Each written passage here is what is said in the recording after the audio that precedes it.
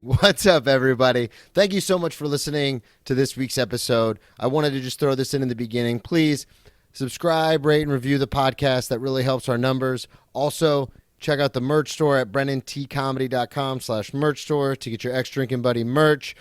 And if you really want to, subscribe on Patreon, patreon.com/BrennanTassif. That really helps me out. I'm so happy to have everybody who listens. And thank you so much. Enjoy the episode. Grab me a beer and grab him a coke. We bout to sit for an hour, bullshit and tell jokes. And please don't mix it up, cause he done sobered up. Brennan T Comedy on your social media feeds. And Brennan Tassif is your ex-drinking buddy. Brennan Tassif is your ex-drinking buddy. Brennan Tassif is your ex-drinking buddy. Brennan Tassif is your ex-drinking buddy. What's up, everybody? Welcome into another edition of Brennan Tassif is your ex-drinking buddy. I'm your host, Brennan Tassif. If you're new to the program, quick rundown of the show. I used to be everyone's favorite drinking buddy. It was my favorite thing to do. Hang out with friends, get drunk, do drugs, get in all sorts of trouble, and reminisce about old stories. I am sober now, but that is still one of my favorite things to do. Hang out with a friend and reminisce about the good old days. Most weeks I will be joined by a guest. This week is no exception. All the way from New York City, Joshua Pallid. How are you, sir? So nice Good. to be here today. How exciting.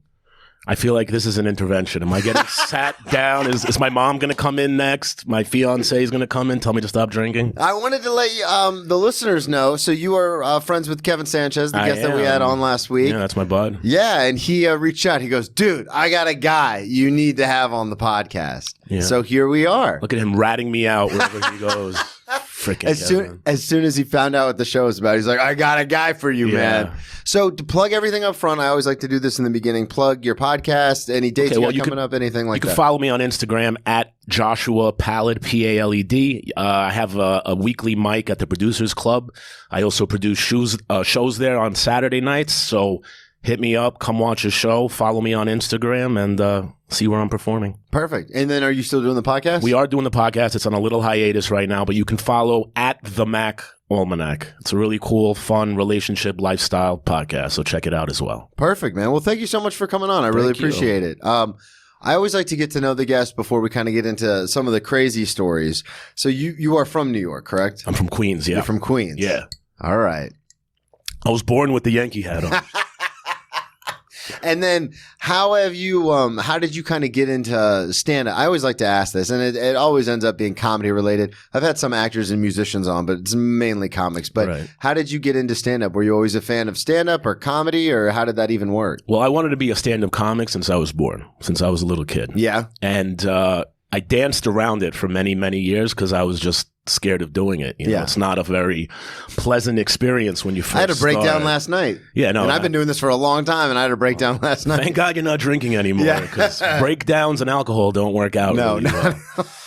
I literally walked from the stand to the World Trade Center, just thinking, Nice. like, what the fuck did I do? Like, why? What the fuck did I do? Did you take those towers down? Why were you feeling so guilty? No, it was just one of those things where, like you said, like it's scary, like it's hard. Right. And I've been doing comedy for a long time, and then I moved to New York within 18 months, and it's one of those things where you have so much going on, and then you Right. have nothing going on. Right. And last night it kind of hit me where last week I had a couple of shows booked, and I had like people like asking to come on the podcast and like, hey, let's do this. And I was like, all right, cool.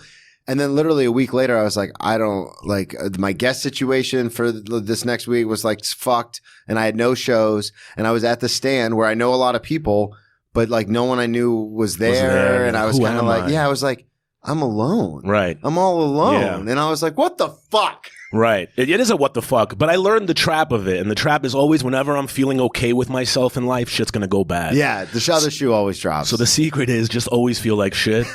And you will always never be disappointed. Exactly. That's the way you get by. So you danced around it. How were you introduced to stand-up? Like, how did you even know it was a thing to do? Was that coming up in New York, or was that? I mean, my father was a funny guy. My father was a very funny dude. My father was an Israeli gangster. Yeah? Yeah. And he owned like nightclubs and strip clubs. No, he was like Yeah. legit. Yeah, he was legit. He owned a chain of strip clubs in the Northeast called Goldfingers. It was a really big strip club. Okay. And, growing up around him and his crazy life, it sparks lunacy and humor, and to survive around that, because I would be put in very, non-childish Precarious situations, yeah. I remember when I was like, I think I was like 7 years old. I think like a bunch of swingers rented out my father's nightclub. This is before it was a strip club. Yeah. And I have like a vague memory of them, because he would just leave me and just do his own thing, and I would just walk around the nightclub.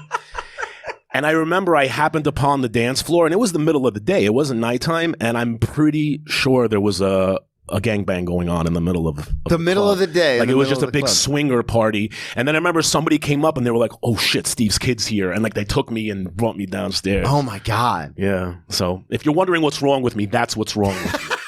It's just the middle of the day. It's the middle of the day swinger party. I always say there's certain things that should not happen until the sun goes down. Stand up being one of them, and then also a swinger party would probably be one of them.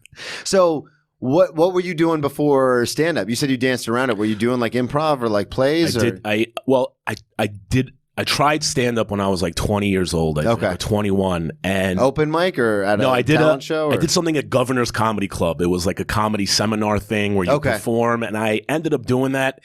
And I was really fat at the time. I used to be morbidly obese. So I was like 400 something pounds. Jesus Christ, you weren't kidding. No, and I had take that, Dan Lamort. And I invited all my friends, and they came and they watched the show, and they were like, "You were fucking amazing," and had a great response from the crowd. But then we went to go watch our tapes with the rest of the class. Yeah. And that was the first time I had seen how fat I had gotten on video, and I was just disturbed by it. So I stepped away from comedy, mostly because of my own ego. I was hurt by my fat. But you would never. God, that's interesting, because when I stopped playing football, I shot up to about 315 pounds. Yeah. And that was from every day, getting drunk and then going to Taco Bell at 3 a.m. Right. Because you're starving, and then just going to bed. And I remember looking at pictures with people, and some of them I was like, I look okay. Because you're taking like, hey. Right. It's the angle shot. Yeah. You do a bit on that. Okay. Yeah. See? And then I remember I was holding my baby niece, my twin sister's firstborn, and I was holding her. She started to breastfeed off you. That's a bit. I'm taking that. But but I was holding her, and someone took a picture. They're like, "Oh, that's so cute." But when you're holding an infant child, you're not like, "Oh, suck in your stomach, lift up your head." You're comfortable. Yeah. And then I saw that picture, and I was like, "Oh my God, devastating!" Like that's disgusting. Yeah, yeah. And so the same kind of thing though. I was like, I have to get back into some sort of shape. Right. So how long did you take a break from comedy for then? 16, 17 years. Oh wow! Yeah. So you were like, I'm just not doing any of that. I stepped away from it, and then I was like, all right, I'll figure a way to get doing it. So I started becoming an actor. I went to New York Film Academy. And okay. And I did like sketches and stuff like that, and some like dramatic, stuff on TV. But the thing was, no pornography. You give me that. No, I thought you were doing that on purpose. You went some dramatic. I thought that's my drama phase. So he has one look. Little Zoolander for you. So I danced around it. I did that. Then I got into improv comedy. Okay. And I did improv for about 5 years, and I was really good at it. Did you like it?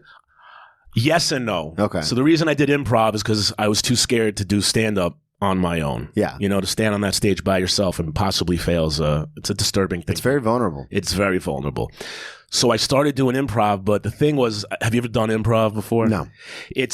Improv is comedy, but with rules. Yeah. Which makes no fucking sense. I'm very familiar. I've had a couple improv people on, and of course at open mics in Florida, like we'd get some people come in and do improv. Right. So I'm aware of the structure, but I'm not very clear on all the rules. Like I know yes and everybody knows that one. But. Right. That's like the fundamental of it. Yeah. But then they have things like called like Harolds and shit, and it's like different games, and everything's very structured, and I'm not a very structured guy. So I would get up You there don't say. and I would take over the stage. I wouldn't pay attention to the rules. I would just do whatever the joke was, because to me, the point is to make people laugh. Yeah. And we would tear the house down, and people would love it. But when you do improv, it's usually you and another team or another two teams, and you go in They sequence. didn't like that very much. They fucking hated me. They're like, "That's not improv." I was like, nobody fucking laughed at your stupid show. They laughed at mine, didn't they? So shut your mouth. There's the rule. Make people laugh. You were like, what is that Tom Hanks movie? You're like, look at me. I'm the captain. Right, now. exactly. I am the comedian now. So how long? You said you did that for 6 years? 5 years. 5 years. It crescendoed. I was an invited performer at the Toronto International Improv Festival. Holy shit, that's a big deal. In 2007. I thought it was at the time. Coincidentally, so when I joined this improv troupe, there was a girl in the troupe who I was attracted to, and she was really nice to me, and I was like, I'm going to lose weight to get this girl, and that's when I started losing weight. So you were still 400 when you were doing the improv? I was, at my heaviest, I was 480 pounds. What? Mm. I thought you were going to say like 395 and you just round up to 4. No, 480. You're almost at 5. 480. I had one of my childhood friends who's like, we should go to Weight Watchers. So she took me to Weight Watchers. I hope you've never been. No. And I hadn't weighed myself in like 5 to 10 years. Yeah, why would you? You know, it's like fat. You know it. You know? And I get there, and what you don't know about Weight Watchers is they have these digital scales, not like a regular home scale. It's like a big square for like weighing livestock. And they weighed me the first. That's how I knew I was that heavy, that I was up to 480. It was like 478. And then I came back the next week because I was going to give it a shot. And I lost 15 pounds in a week. And they were like, you lost 15 pounds. And they all clapping for me. And I was like, what are you fucking clapping at? I still weigh 460 something pounds, man. This is a fucking horror show. So yeah. So I didn't go back to Weight Watchers, but I found a way, and I lost the weight over like 5 or 10 years. Okay. So you didn't like crash diet or anything? No. You just kind of... Well, I wanted to get gastric bypass surgery, but I lost my health insurance. Okay. Because I was working as a broker on Wall Street, and oh wow, yeah, and my the guy who owned our company was getting arrested by the feds, so we lost our health insurance. So I had to figure a natural way to lose the weight.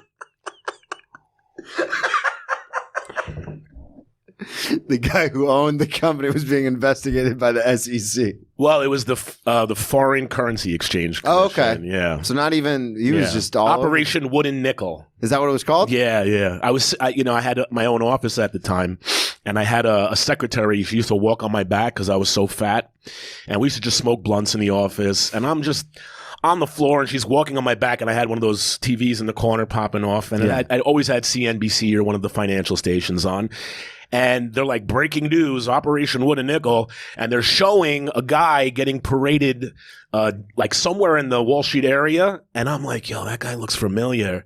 And I'm like, no. I was like, that's the fucking CEO of our company. Oh, no. Man. Yeah, we opened up a branch office of some foreign currency trading office. And this guy used to be like the president of the Foreign Currency Exchange. And he ended up getting wrapped up in this like price fixing scandal. Yeah. So how old were you when this was happening? I was 24. So were you doing improv at the time or anything like that? Okay. That was going on. So because you started comedy at 2021 and then you did the Producers Club or the Governor's Show. Right. And then you stopped doing that and then you got into improv for 5 years. Yes. And then what happened? Because then there's like a 10-year break from the 5 years you did improv to stand-up. What happened in between So I...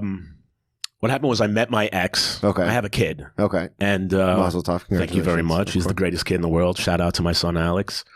He's 9 years old now. Oh, wow. Thank you. Wow. Well, no, I just normally, What'd you expect? Older, I expected younger. Really? Yeah. Oh, okay. I didn't think you were that much. I didn't think you were, much older than I am. Yeah. No, I'm not. How old are you? 34. Oh, I am much older than you, though. We don't have to talk about that, though. No.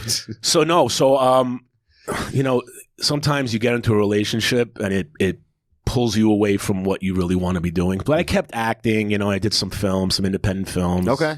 I did a television show. So shit. Yeah, I did some cool stuff. What show did you do? A show for the Discovery Channel called Mobster Confessions. Okay. Yeah, where I did the reenactments for a guy who ratted on the mafia. Oh, shit. Yeah. I'll never rat on the mafia, but I'll play a rat. On the mafia. But I'll play a rat.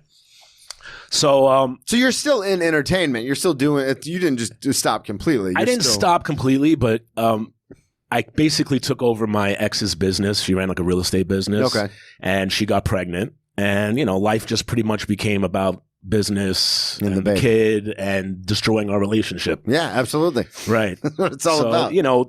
we were together for, until my son was 3 years old, and things fell apart. And it was then when things completely fell apart, and I'd been away from, even doing improv for 5-6 years. It was actually the night that we were splitting up. I said to myself, I'm gonna go start doing stand-up comedy. Okay, so that's kind of what propelled you into... Well, I lost everything. Yeah. She's leaving me. She's taking my kid. She's taking my money. She's taking my job. I might as well, if I'm going to be a loser, do it professionally. Yeah, absolutely. Comedian. Do it professionally. I got to write that down. So then when you got back into stand-up, obviously you came up in New York, so you know New York fairly well. Did you immediately start going to open mics, or like what kind of, how did you end up to like doing what you do now with producing the show and the podcast and all that kind of stuff? Well, I started with like another stand-up 101 class at Gotham Comedy Club. Okay. Shout out Gotham. So I did that, and obviously anyone Speaking of mobsters. Yeah. But just kidding. Yeah, I'm a bringer mobster. I'm gonna bring you and 5 of your friends. Hey, you guys come in, sit down, have a lobster. It'd be nice. Have a nice lobster with your comedy. Yeah, no. So I did something like that, and then you got to just do these freaking open mics. Yeah. And I started hitting these open mics. Actually, what happened was I met one of the world's craziest alcoholics in the world. I'm surprised Kevin didn't tell you about this guy. Who? So there was this guy, his name was Adam Morris. Okay. So Adam was taking this comedy thing with me, and apparently he had taken this class like 12 times and just paid for it. And it's like a $600 thing. Holy shit. He just kept paying for it. And I couldn't understand why they kept letting him in there, because he was just a drop down, like a drunk guy off the street, like slurring and like cursing, screaming at the janitor. But he just kept paying for the class. But he paid him like $7,000. Yeah, so they they're just like, kept letting leave him him go here, up. Yeah. So Adam came to me. He's like, hey, I know this great mic in Queens. You should come with me. Like, he fell in love with me. He told me I was his favorite comedian. Really? So, yeah. And me, with a weak ego, I was like, oh, this guy thinks I'm great. He's an awesome guy. Yeah. Of course. So is he actually doing comedy? Like at other places, not just at the Gotham show? Yeah, he was doing open mics. Okay. He was doing it for like a couple of years at this point. I mean, he was. The thing was, when he was coherent, and he was coherent for the first 25 beers.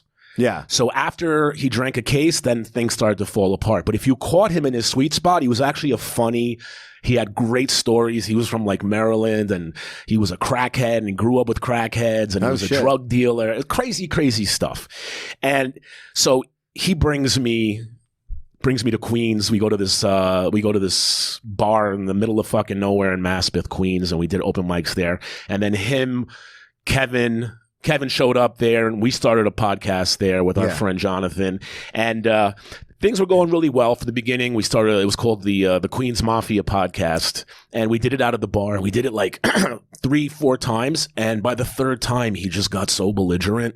Adam did? Yeah, he was like cursing at us, and he was like making fun of like my kid, like saying like the worst shit in the world. We were like, yo, Adam, shut the fuck up. Yeah. Like just get out of here, you drunken lunatic. And he was just so belligerent that we threw him out of the podcast. We're like, you're fucking done. You're out of here. And then we produced we had a show with like, it was going to be like our big debut. We had like 30 people coming and everything. And he came and he destroyed the entire show. Oh no. Yeah. He came pissed drunk and he wanted a fist fight, and and I was contemplating beating the living shit out of this guy. I was gonna say, he's threatening me, he's threatening the podcast. And like I knew for a fact, like this he's made out of like a wet spaghetti noodle soaked in vodka. Like he was a mush. And sometimes, like I know a lot of people say violence is never the answer, but sometimes it can be a pretty good answer. Well, the thing was, I was going through separation. I'm fighting for custody of my kid. Yeah, like so I have to be. You can't. I got to be like on my like best behavior. Because anything you do wrong is going to be used against you. Of course. Like even if it's something you don't technically get in like legal trouble for, but if your ex finds out, she's going to be like, hey. A character attack, exactly. And she could definitely use that against me. Yeah. And she would have. So I ended up taking the 3 beautiful flight attendants that I had brought with me there, and we left. Okay. And we went somewhere else. And so did the show happen or not at all? Not really. I think Kevin stayed behind and did a set. Yeah, because he was like, I'm not leaving. I got stage time. And so we left and never spoke really with Adam, again. Like, I cut him off and shit. I was like, this guy's a fucking lunatic. He kept trying to, like, pop back in, but we just... How long ago was this? This was 4 years ago. Okay. So we cut him off, and, I was really pissed. I was like, you fucking ruined our show. Like, it would have been a great show. But in my head, I was like, if I would have hit this guy, if he would have... Even if he didn't get really badly hurt, he could have got badly hurt. He could have fucking died, people get hit, they fall down, they hit their head. That's what I was just about to say. That's the one thing that terrifies me, is not hitting someone. It's them what falling happens. backwards, Exactly. cracking Oh, their my head. neck. Yeah. Oh, it's a paraplegic. Now I got to push you around for the rest of my life. Or you're getting booked on, incidental manslaughter or murder too, and you're like, oh, well, this is that happens, cool. dude. Yeah, it happens all the time. I didn't want that to happen to me, but it irked me. I was like, this fucking guy, But flash forward about 8 months later, one of the guys from our old podcast, he calls me and he tells me, he's like, you're not going to believe what happened. I'm like, what happened? He goes, Adam died. What? Yeah, apparently he was always super drunk. He slipped in the shower and cracked his head and he died in the shower. So that could have been me. I could have been spending the rest of my life if I wasn't patient enough to wait 8 months for him to kill himself. So just let your enemies kill themselves in the shower. That's how it is, man. Just especially in my experience being the alcoholic that I am, if people just got out of my way, don't worry. I'll destroy myself. Yeah. Like, you don't have to do anything. Absolutely. Yeah. You'll be all right. Like, just be mad at me from a distance, and eventually something terrible is going to happen. Just wish it. Wish it, and your wish shall come true. So now we fast forward, and now you, like we were talking about earlier, you have the podcast and you're producing shows and stuff. Right. Do you do anything else other than the podcast and stand up? Do you still do improv or act or anything like that? Yeah, I still act. Shot a couple films this year. I've tried to, because I used to do stage when I was younger, like, Right. a lot of kids, but my parents were like, this guy, we got to get him in for like something, like this guy is, because I was unbearable. Like I would walk around the house just doing different voices, talking to myself, Okay. like, having full on Okay. I'd be, so I learned at a very young age I could mimic voices. So like Okay. I would do like Ace Ventura, or I would do like, Let me hear your Ace Ventura. I can't do it anymore. Come on. I used to walk around the house and just, reminds me every time I go home. My dad's always like, do the De Niro, do it. And I'm always like, I don't want to. A little bit. I used to do the Pacino, which is easy. That's just, hoo-ah! Okay. And you just walk around doing All that. right. The one that I really liked doing was Christopher Walken. That was one of my. Wow. Ow! Wow. Ow! Ow. Wow! Whisper. Yeah. Just gotta change your It's- vernacular. Yeah. Yeah. Yeah. Yeah. And then the De Niro is just a face. Everybody knows that. Right. Okay. Dishes? You talking about dishes? Right. But I used to do like the righty then, and like the do not go in there and all that stuff. You have a sister, you said, right? Yeah, twin. I've got an older sister, twin sister, and an older brother. But I was the only one that was like that. So my family was like, we need to get him in something. Like, this Right. is unbearable. That's really nice. So I started doing stage. Yeah. Get him Well, out of the listen, my family didn't say anything to me. Well, so I started doing stage stuff, and then fast forward to I moved to New York. I grew up, and then a lot of comics like at open mics and bar shows and stuff are like, "Hey, are you on backstage?" right. And I was like, "Is that like back page? Like, what are you guys doing?" You selling your ass? Yeah, like what's happening? And they go, "No, backstage. It's an app where you can audition for stuff." And I was like, "Oh, so I guess we all kind of try to do everything." Yeah, like of course. we try to get into acting and stuff.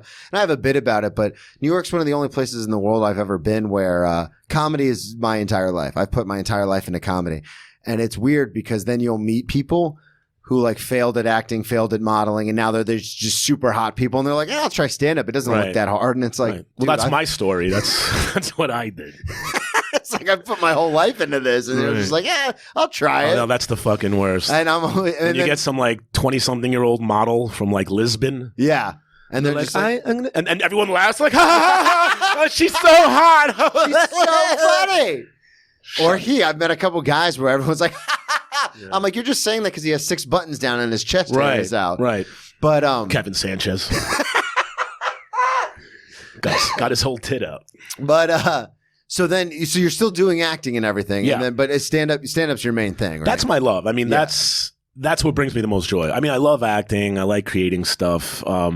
But nothing takes you to where like that freedom and that feeling you can get from having a good set on stage. and also that fear. Like the thing I love about stand up is The rush. yeah, that like this could go very badly. And I've talked about this before, but because I talk about a lot of dark stuff, like stuff that's happened to me, it can turn into a TED talk about addiction very quickly if the audience isn't in on the joke. Right. And then all of a sudden you're like, guys, I'm like, this is funny. And they're like, no, this is sad. This is serious. And I'm like, what? No. And I've been working a lot more. It's funny, I swear. I swear to God. I've been working a lot more on a lot of my friends, like professional people who just do comedy full, like pass at a bunch of clubs and stuff. They're always like, you need to be sillier. Right. They're like, when we hang out with you outside of when you're on stage, like you're fun and you're silly. And they're like, we think you're hilarious because we know you. Right. They're like, but when you get on stage, the audience doesn't know you.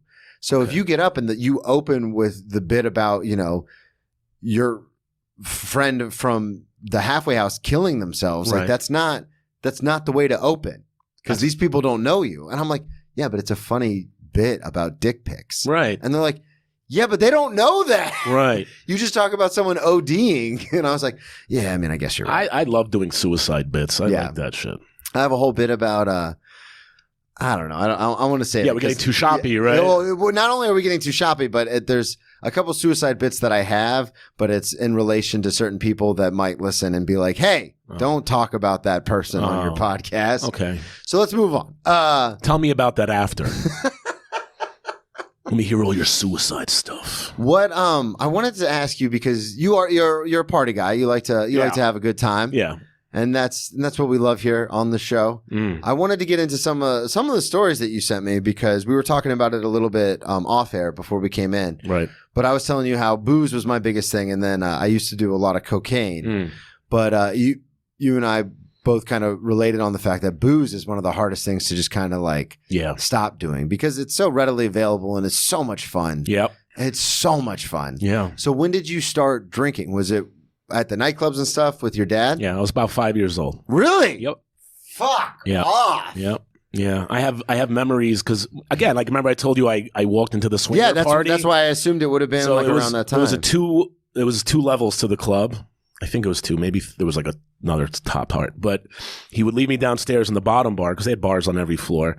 And back in the day, I don't know if they use like plastic tipped ones now, but it used to be these metal pourers on the tops of bottles. Yeah. And I remember like the long metal pourers, and I used to be back there for hours. So I just remember going behind the thing and taking a swig out of random bottles, mostly spitting it out, but I'm 6 years old. I don't know what the hell's in there. Yeah. But yeah, that was when I first started drinking. When I started drinking for like getting an effect, probably like 9 years old. Okay. And was this like a daily occurrence, or was this like every once in a while? Because I'm sure you were at the nightclub all the time. Well, the nightclub, not really. The nightclub, I was there more often when I was younger, like when I was 7, 8, 9. But when I was 10, 11, he turned it into a strip club. Okay. So you can't really hang out in a strip club legally when you're 8, 9 years old. But I mean, I did at certain times. Yeah. But it's like not something you can do frequently. But yeah, no, when I was, my parents divorced when I was a baby. Okay. My mom was the opposite of my father, very conservative, straightforward person, hardworking. Dad was a gangster. I almost asked why wouldn't you have stayed full time with your mom then, but then you threw in, I forgot that Dad was a gangster. So yeah. It's like, And also he didn't want me. Why do you think I got so fat? Daddy didn't want me. But I lived with my mom, and oh, so you did live with your mom? I lived with my mother, Okay. not my father. I assumed since you were hanging out at the nightclub and stuff, your dad was like, no, this is my son. Like, No, that was the days he was supposed to take care of me. Okay. He'd have someone now pick me it's up. all coming into focus. And then, put my leash towards the bottom of the nightclub. So, yeah, no. So you were mainly at home with mom. She wasn't home. She was working. Yeah. My mom was working to take care of me and my sister. She's by herself. So she was doing, 60-hour work weeks. Jesus. I was what they call a latchkey kid. Yeah. So, my job was to wake up in the morning. She was already gone by the time I woke up. Like, wake up in the morning, go to school, come back home, go hang out with your friends, here's money for dinner, feed yourself. So I was pretty much in charge of myself by the time I was 9 years old, So when you're left to your own device, you start doing stupid things. So like I had a fun thing. I had a childhood best friend named Jordan, and I don't know what the fuck is wrong with us. We were like 10, 11 years old, and we would put on like suits and walk into a bar and order a shot of Jack Daniels. I'm not joking. Like, There's no way that worked. I swear to God, and I'm a semi-religious person. My friend Jordan walked into a bar, ordered a shot of Jack Daniels, walked over to me. We both finished the shot together and left it on. I was like, did they just fucking sell us a shot of whiskey? What? Yeah. Like, listen, this was the 80s. Like, Yeah, you that's can do true. stuff like that. Yeah. You know? Well, I mean, I get in trouble with this with my girlfriend now, Savannah, friend of the show, because we always joke about, we've been in the service industry for a long time, and I always joke about how when I lived in Daytona during spring break, I never carded anybody. Right. And she's like, that's super illegal. And I go, it's fucking spring break. It's Daytona. Like, Right. nobody gives a shit. And she's like, you don't understand. Like, that's like, you have to card people. Yeah. And I'm like, do you? Do you? really? Hey, kid. Yeah, right. Please, sir, one more.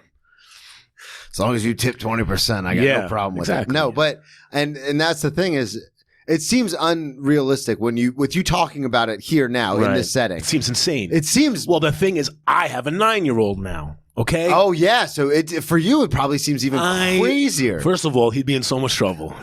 I would fucking, and I never hit my kid, but he would get spanked if he did anything like I did. Yeah, And it's just, it's unimaginable because he's really innocent and like in some ways naive and sweet. I mean, he believed in Santa up until last year, Aw. you know? So like, I couldn't imagine it. But me, like I knew everything by that age, Yeah. you know? well, and it's just different upbringing. So It's- like, it was- yeah.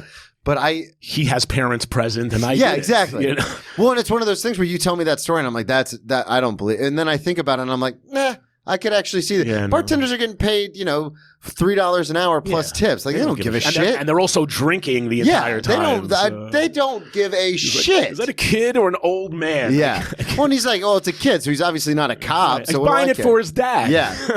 He's definitely not a cop. Yeah. Right? That's the thing. Everyone's always like, you have to worry about undercover cops because sometimes they'll get the younger looking cops. I'm like, yeah, but those are like, they look between like 17 and 22. This is clearly a child. Yeah, Brennan Definitely only not gives a it to cop. 15-year-olds. So you're working on Epstein's Island then? Yeah, so bartending there was Okay. fun, but paid well. Yeah. Anyway, Yeah, no, by the time I was 12 years old, me and that kid Jordan, we were hanging out. It's so, like, in thinking about it in hindsight, it's insanity. We were hanging out. Thank God they didn't molest us, but with like 25 and 30-year-old like losers. Yeah. Like dudes who would like drink beers in the park after a work day. And like we would hang out with them and drink 40s. You know what a 40 Yeah, is. oh, yeah. Like that's where it really started, like drinking 40s with my friends. You know? and how long were you doing this kind of like behavior? Was this just how life was? You mean like just hanging out and drinking? Yeah, like just hanging out and drinking. No. Like, were you still going to school? Were you still? No. Oh, you weren't? Well, not really. Okay. No, I missed a lot of school. Yeah. Like we would skip a lot of school. Junior high school, I made it through. Yeah. I almost didn't because I was failing a math class, and but I ended up blackmailing my math teacher to pass me because he told me one semester before school was over, he's like, you failed the first 2 quarters. Like if you don't pass the next 2 with like B's and over, you're not going to be able to graduate. And I was like, fuck, man. And I was like, damn. I was like, I'm still not going to school though. Yeah. But I got cast in the school play, and that I was excited about. But I ended up getting thrown out of the play because I would go to the auditions and just do stand up the entire time. Oh, really? I would just stand on stage and make jokes for everybody. So she threw me. I was the lead. She threw me out of the lead, but I went to go watch the play anyway, Yeah. and I sat there with another girl who got thrown out of the play, and we watched it, and there was an intermission, and the lady who was running the play was my drama teacher, the one who threw me out of it. And I went during intermission like every normal man would to have a cigarette. So Like every normal junior high school. like every normal 13-year-old kid needs a cigarette break. So I go to the back of the school and I light up a cigarette and I'm smoking, and I'm contemplating my loss. And I look and I see my drama teacher, the lady who threw me out, making out with my math teacher, Who's married? who's married at the time. She was newly divorced. He was married. And I watched them the entire time. And they didn't see me at first. And I waited till they caught my eyes. Yeah. And then I looked at them and I put the cigarette out and I stepped on it and I went back in and I watched the rest of the play. And I came back to school. It was like a 3-day weekend, I think. And I came back on Monday. And I went, hey, Mr. Peskin. And I was like, so I was like, About that passing. I really gotta pass. Like, this is the only class that I'm failing out of. Like, you gotta make sure, like, you pass me on. He's like, well, you got 3 more tests. You just gotta get a 90 and above on all of them. And I was like, That's not how this is I was like, you're married, right? And he goes, yeah. Why? I go, that was a good play, huh? He's like, what? I go, you like that school play on Friday? He's like, yeah, it was good. I was like, it's one hell of an intermission, too. And his fucking face turned pale and his jaw dropped. And I was like, I'm passing this class. Have a good day. At 13. And I walked out of it, and I was like, "Fuck! I hope that really worked." And he gave me 90s for the rest of the fucking Holy for shit! the rest of the year. And then, like a year or two later, one of my childhood best friends, David, his mother came to school for a parent-teacher conference. You know, when they talk to the parents. Yeah. And she goes.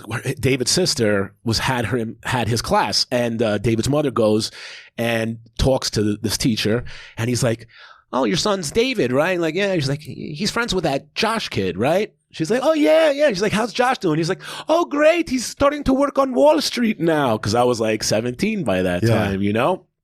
And he's like, that's where that kid belongs, man. He goes, that kid doesn't belong in an institution. So how did you get into Wall Street? Like, how did that whole finance thing happen? I was recruited by my neighborhood Coke dealer to go work on Wall Street. Were you really?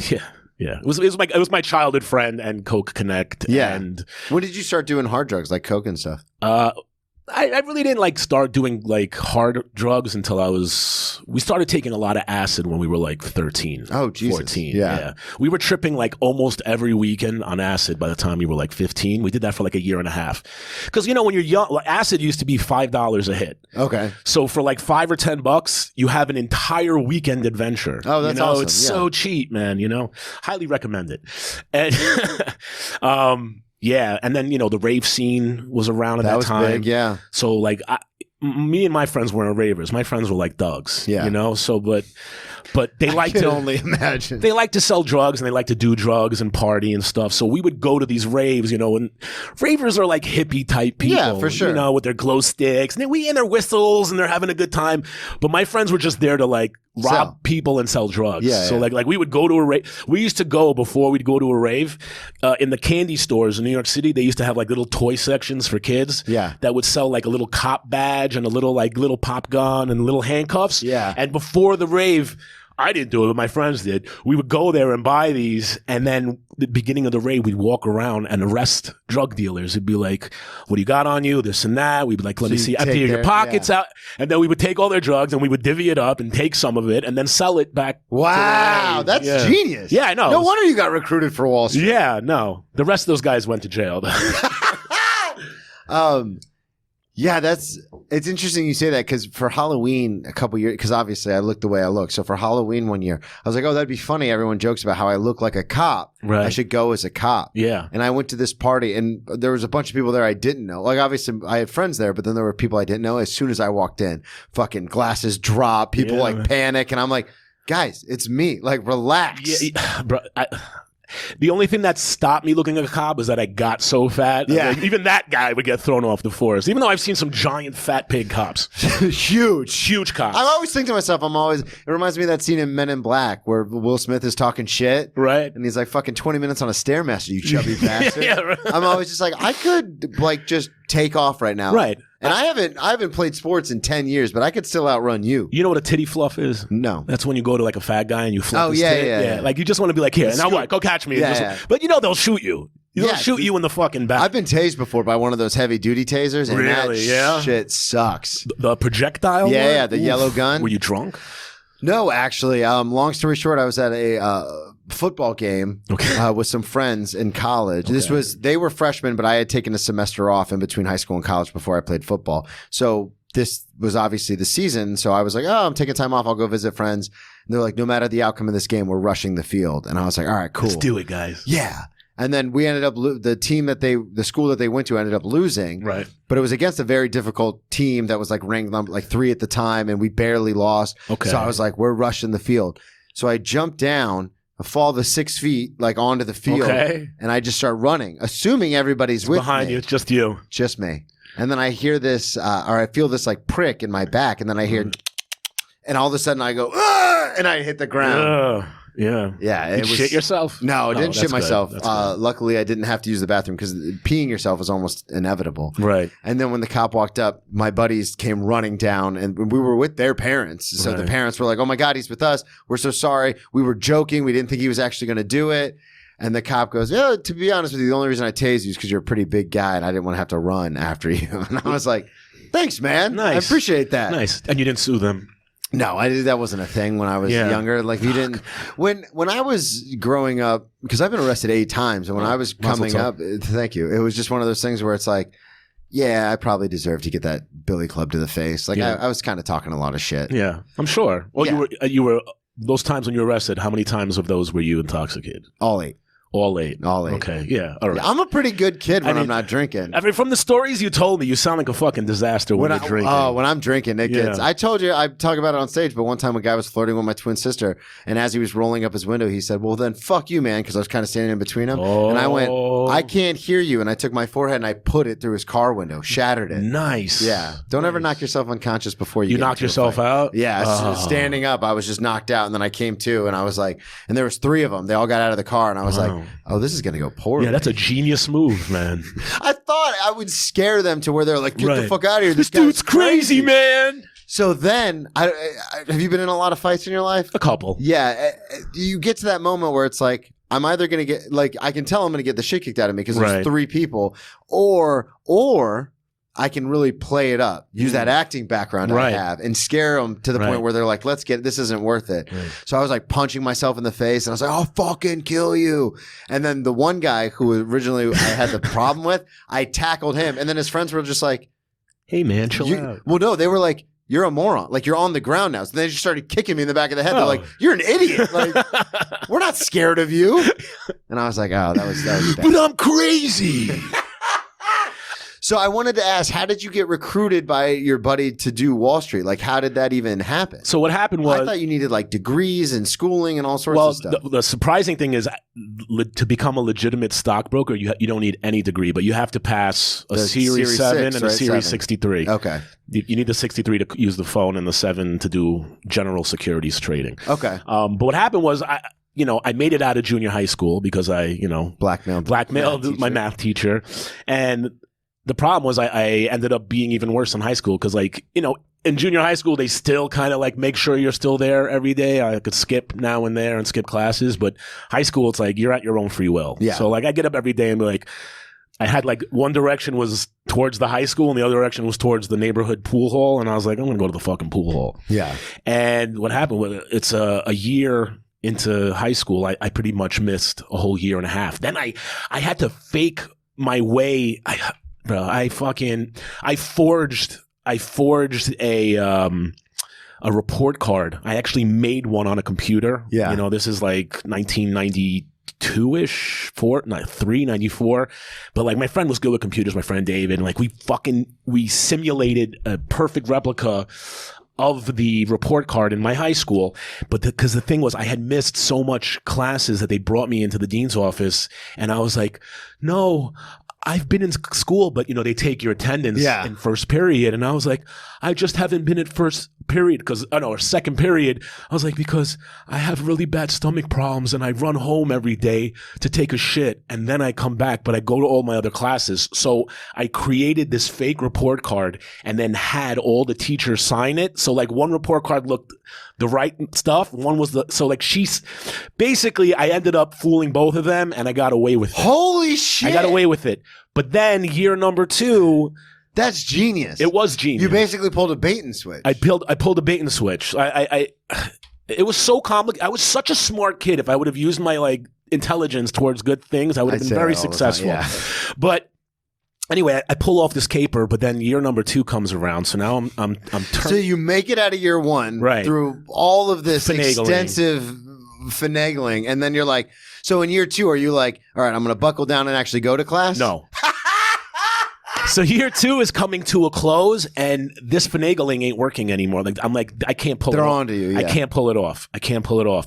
So By the way, the way I pulled it off the year before is the dean wanted to talk to my mother. So I told my older sister, she was 5 years older than me.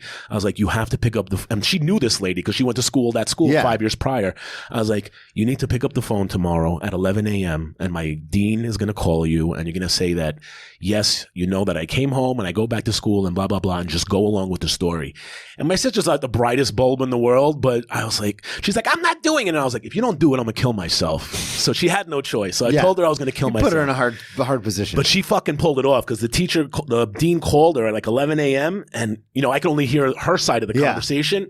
And I'm sitting across from the dean and she's like, oh, Miss Pallid, you sound kind of young. And afterwards she went, oh, of course not. I'm sorry. Thank you so much for your call, blah, blah, blah. And she hung up. And I found out my sister was like, how dare you question how old I am? And I was like, good for you. I was like, that's my sister coming through. See, we got the con in the blood.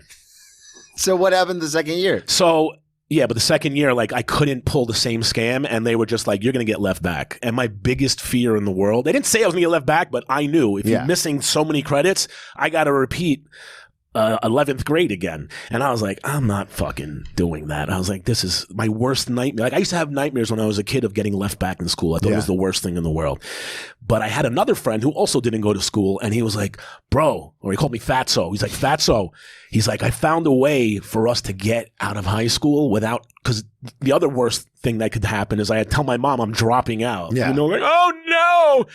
He's like, we don't have to drop out of high school. I found this 6-week program over the summer. You take this class and they give you a high school equivalency diploma. It's like a GED, but like 1 grade higher. Okay. It's basically high school in 6 weeks. Okay.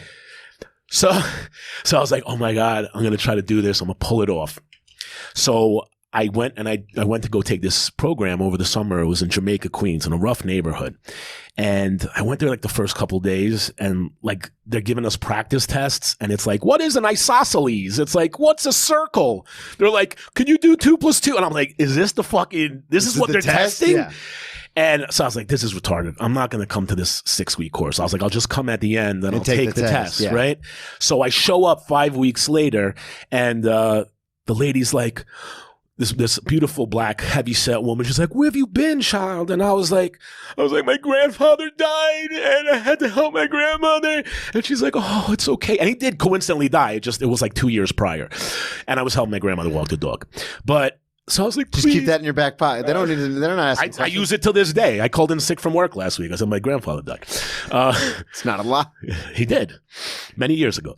But so I was like, please. I was like, I'm sorry. She's like, you don't understand, child. She's like, the test is over on Monday. And it was like Wednesday that week. It's only a 2-3 days a week school thing.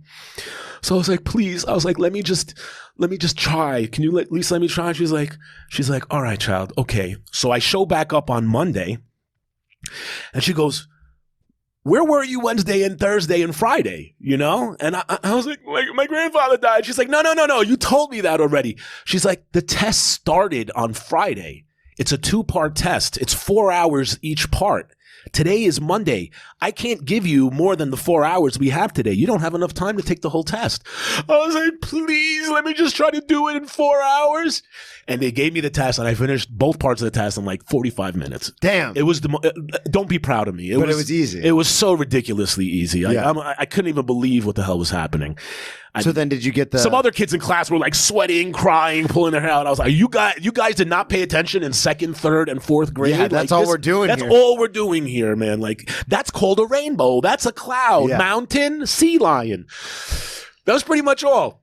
So I fucking left. And back then, the way you would get your results is they give you a phone number and you'd call it and have like an automated message like, you have passed, you have failed, And I called it up like 6 weeks later or 2 months later. Actually, it was only a couple of weeks later because I remember the timeline now because it was in the middle of summer.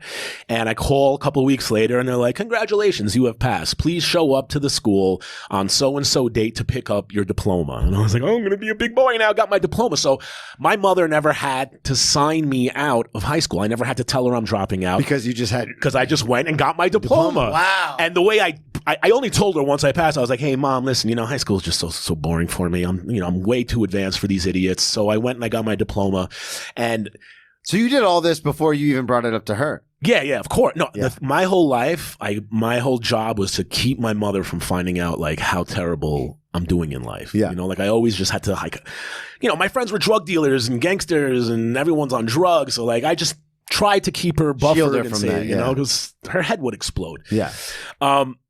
So I go to the school to pick up, you know, my diploma, and I get there, and all these teachers who saw me like cry and beg for the opportunity to take it, they're standing on the front steps, and they all look at me, and they stand back, and they all start clapping, like a Hallmark movie. Like, Yeah. you did it, Josh. And in my head, I'm like, they're fucking mocking me, you know, like Yeah. they're sarcastically laughing, and I'm like, all right, you dickheads. And Miss Paula, the beautiful giant black woman, walks up to me and she goes, "Congratulations, child." And I was like, "Thank you." I was like, "Thank you for letting me take it, even though I fucked up." I was like, I know you guys are laughing because, you know, it was by the skin of my teeth. They're like, "No, child, we're all so proud of you." They were being genuine? Yeah, because I was valedictorian. Get the fuck I swear to God, I won a 2-year scholarship to a college, which I never ended up taking because over the summer I got recruited to go work on Wall Street as a con artist. Did you go from there and then you end up in Wall Street? Was it when you're in Wall Street, is it like the movies where you like wheeling and dealing and like making more money than you knew what to do with, or like what? For my age, yeah. I mean, I went from making like $250 a week to like $10,000 a month. Holy shit. Yeah, so like, you know, it was a big jump back then. Of course, everything went to food and drugs and Yeah. parties and stuff. So were you doing the Wall Street lifestyle, like doing all the crazy parties and everything? Well, we were still kids though. So the Yeah. thing was like, So you're what, 18, 19 at this point? I'm 16. I was 16 going into Wall Street. So I was Okay. turning 17 years old. How old do you need to be to take the Series 6 and all? You got to be Or 18, 7? 18 years old. at Okay. least. But I was selling stock from the time I got Yeah. there. They gave you somebody else's name and you would call people up. And I've done that before. I only worked an office job for a little while, but when I was on the side of my restaurant gig, I was trying to do financial services. So I Right. went and took like the 21 and everything to Okay. do life insurance. Right, like life that. and health. Yeah. Yeah. So I took all those tests and I passed it. But then my buddy was like, "Hey, get out of the restaurants and just go work for this guy full time." Well, I wasn't approved to do some of the stuff in a lot of the states. So they're like, just use his number. And I was Yeah. like, "Oh, we can do this?" They're like, "Nobody, you know the information. Like nobody fucking cares."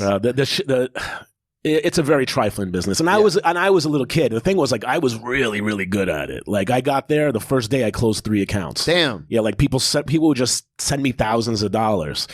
But the thing was, I didn't know that it was all a bunch of bullshit. Yeah. You know, like I thought I was like, I'm building a career, and the thing was, what happens is when you work in that business, every 6 months to a year, the place closes down. Yeah. Because the scam is over. It's a pump and dump situation. You sell people stock, they raise the price, they get rid of their shares, keep all their money, and all the idiots who bought it are left holding the bag. That's how that works. So, yeah. We've all seen, what is that? Boiler Room? No. Oh, well, Wolf of Wall Street. Yeah, Wolf of Wall I'll Street. tell you a story about Wolf of Wall Street. And I hate swearing on God that often, but it's 100% true. It's hard to believe these things. So in the movie, when the feds closed down Jordan's place that was called Stratton Oakmont. It was in Long Island. When they closed that down, the team that I was working for, because it was me and a couple friends from my neighborhood, and we worked for these older Russian criminals, you know? And that day, you know, I didn't know about this until hindsight, when the feds busted down Stratton Oakmont. You know, when he was like that famous thing, like, I ain't leaving. Well, he left because the feds came and they kicked the door down, and I ain't fucking leaving. Well, he went to jail and everything. And so they threw them out of the place, but they just closed the doors. So everything was interconnected in these types of businesses. So somebody who I worked for knew somebody from there. Could have been Jordan for all I know. And they were like, listen, we need you to go to the office there tonight. They gave us access, the keys and everything. Go in there. Or maybe it was someone working in that office and gave us access to their books to transfer all their accounts before the feds called them.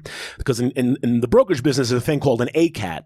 It's an account transfer. So you just got to call the guy up, you send him a form, he signs it, and as long as the feds didn't get to them first, you could transfer their entire account somewhere else. So we were there at like 10 o'clock at night till like 5 in the morning calling people. Just transferring accounts over the phone. So, and then it was only a few years later, someone was like, you know, that was Stratton Oakmont. He's like, that was Jordan Belfort's place. Holy shit. Like, look at you. Yeah. 2 degrees of separation. I did it, Mom. Wall Street.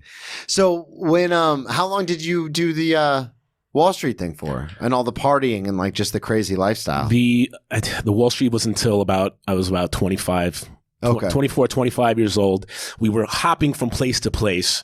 The thing was like, we did like a few scams and I was like, I don't want to do this, man. Like, I don't feel good. I really always had good intentions. I was like, no, maybe this stock is going to be the one. Like it's. Yeah, because you even mentioned it earlier. You thought you were building a career. You're like, I'm doing well at this. Like, well, the thing was, I did it illegally at first because I wasn't even 18 yet. And then I actually went, me and my stupid, retarded friends, we're all like high school dropouts. My friend, his father was a super of a building. We locked ourselves in the basement of his apartment complex and like dum-dums, we wrote big giant oak tags with all the securities rules and we plastered it all over the wall and we studied. Yeah. The three of us. And we just studied like day and night and read to each other. Like we did what had to be done and all three of us passed it. And yeah, you did the work. There's kids who go to like Princeton, Yale, Harvard Business, and they don't pass that test the first time. I mean, the 7 is like this big, But we passed that, and, a couple years, like we went from place to place and like nothing was panning out. And like I told the guys I was working directly under, I was like,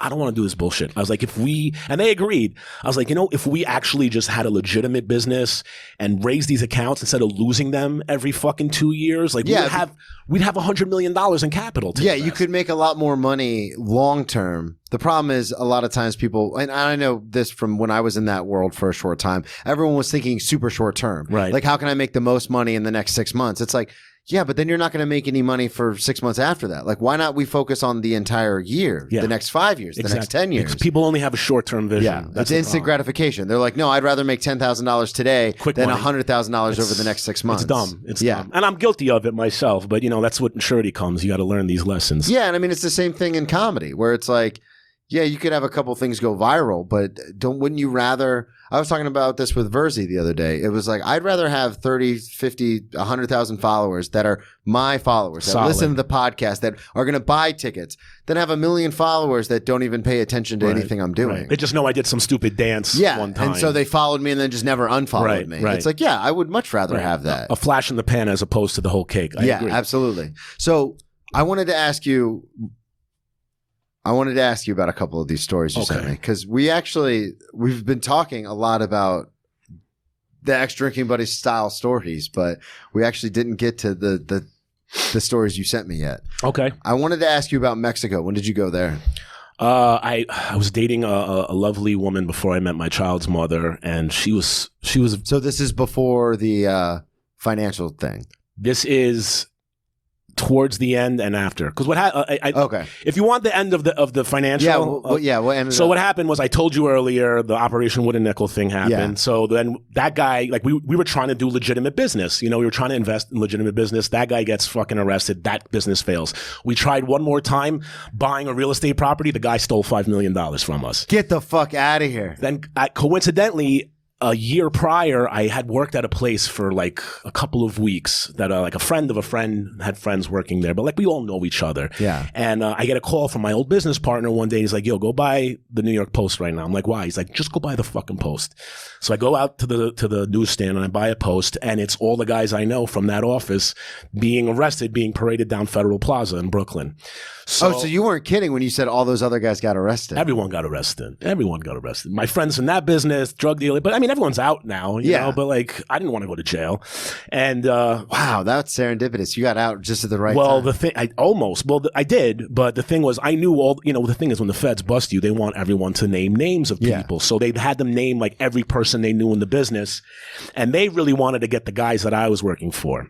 So the FBI came after me and they knocked on my fucking door, and thank God I was still fat at the time, because I was like 400 pounds. So I knew they were coming because they came the day before and my friend warned me. Yeah. So I was like, I'm ready for them. And like, they got there and I put a pair of like broken spectacles on my face and like a dirty Pink Floyd t-shirt, and my gut was like hanging out, and I just played the schmuck of the century. And, and I didn't rat anyone out and I didn't rat myself out. And after that situation, I was like, if nothing bad comes of this, I was like, I am never fucking doing, trading again. And I walked away from the business, and that was the end of my financial services. So you just played the schmuck, and the FBI was like, there's no way this guy's fucking. But I was a schmuck. And the truth is, like, part of what and I told him, I was like, I'm just trying to be a legitimate businessman. I got my, my license. I'm trying to do things kosher. And like, I was like, I just keep getting in the wrong places with the wrong people. And like, I think they felt bad for me, or I don't know, whatever it was. Whatever it was, they told me at the end of talking to me, they were like, all right, we're satisfied with what you told us.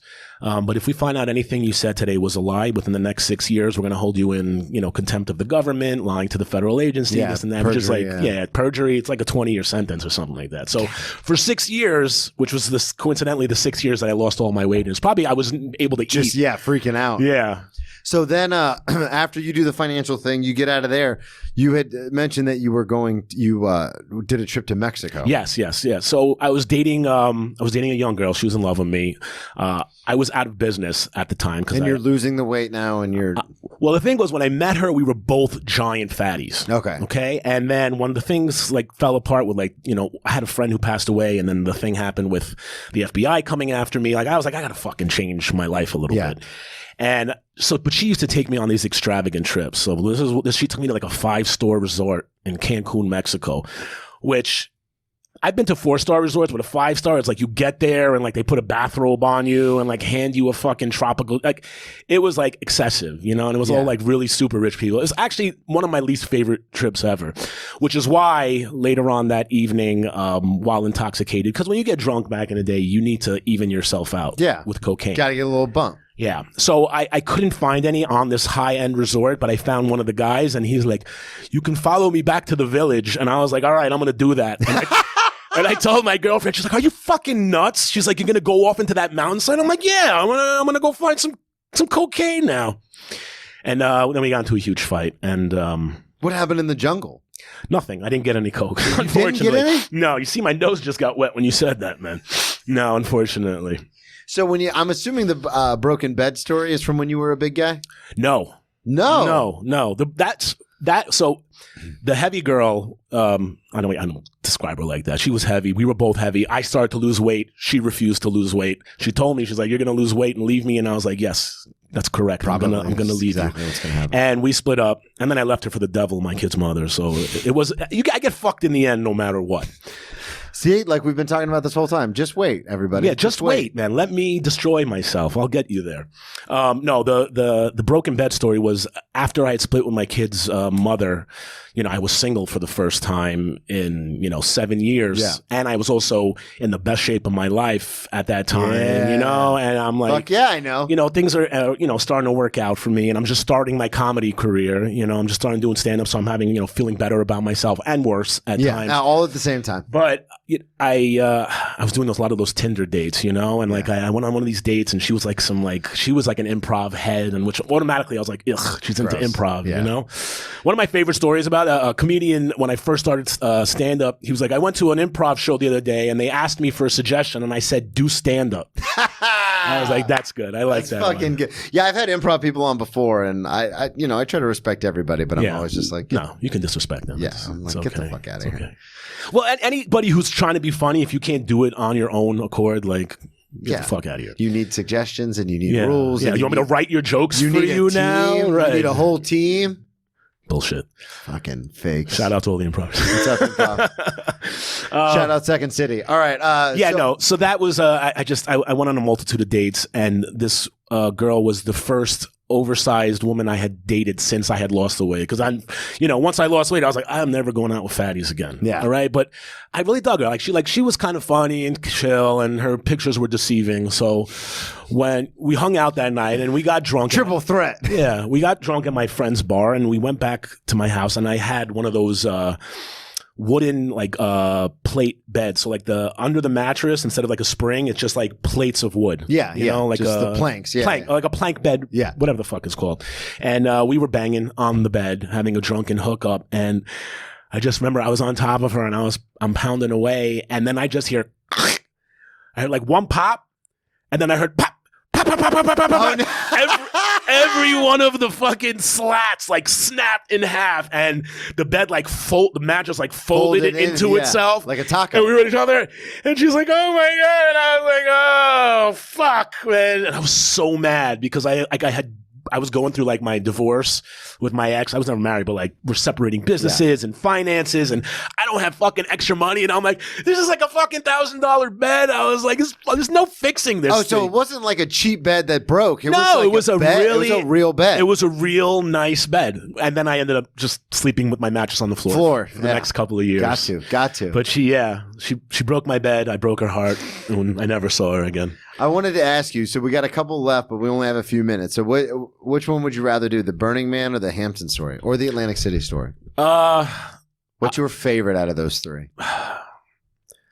I think the most entertaining will be Atlantic City. I think Burning Man is a very interesting story as well. I mean, if we're talking about, we're mostly talking about partying, right? Yeah, partying. So then we should probably do Burning Man. Okay, let's do Burning Man because we got about 5 minutes left. So I went to Burning Man in 2009 with some friends of mine. Okay. Some guys I used to work with on Wall Street when we were younger. These are like childhood friends. And we went there. My friend, he bought a fucking RV from like the 70s. Like we were hooked up. You know, we had everything. The only thing we didn't have was drugs, but it's Burning Man. Everybody has drugs. Did you bring the badges that you had from the raves? No. I no more. It's called a callback. I'm not trying to break any more laws and impersonating officers. So we fucking you show up to Burning Man. I would be the one getting arrested. Hey, you guys. Well, and then it's like an off-duty cop, and he's like, "Come here, man." And you're like, "Oh, fuck, shit." Well, so we get to Burning Man, and we were supposed to have one of the connects from our neighborhood meet us the first day. Like she's supposed to come to our, Burning Man has different camps. She was supposed to come to our camp, meet us there, and give us a plethora of everything. Coke and ecstasy and mushrooms and acid and this and that and this and that and this and that. She was a real hippie.